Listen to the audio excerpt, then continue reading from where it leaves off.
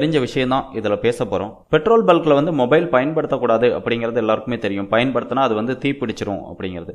அது மட்டும் இல்லாம இப்போ வந்து எல்லாருக்கிட்டையுமே வந்து ஸ்மார்ட் போன் வந்துருச்சு. ஸ்மார்ட் போன் வந்தது அப்படின்னா எந்த நேரமே நம்ம வாட்ஸ்அப், ஃபேஸ்புக் இதெல்லாமே பார்த்துட்டு இருக்கோம். இதனால என்ன பண்றோம், நம்மளுடைய மொபைல் டேட்டா வந்து ஆஃப் பண்ண மறந்துடுறோம்.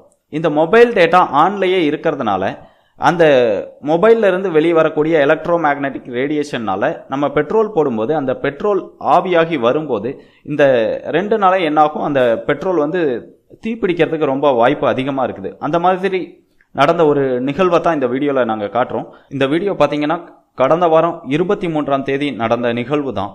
இதில் பார்த்தீங்கன்னா அந்த மொபைல் டேட்டா அந்த ஃபோனில் ஆனில் இருந்ததுனால அந்த பெட்ரோல் போடும்போது அது வந்து என்ன பண்ணிடுது, தீப்பிடிச்சிருது. இது போன்ற நிகழ்வுகளை நம்ம தடுக்கணும் அப்படின்னா நம்மளுடைய மொபைலை பயன்படுத்தாமல் இருக்கிறது மட்டும் இல்லாமல் நம்மளுடைய மொபைல் ஃபோனில் மொபைல் டேட்டாவையும் மறக்காமல் ஆஃப் பண்ணி வைக்கணும். அப்படி வைக்கல அப்படின்னா நீங்கள் பெட்ரோல் போட போகும்போதும் இது மாதிரி தீப்பற்ற வாய்ப்புகள் ரொம்ப அதிகமாக இருக்குது. முடிஞ்ச வரைக்கும் இந்த வீடியோவை அதிக பேரிடத்துல பகிருங்க.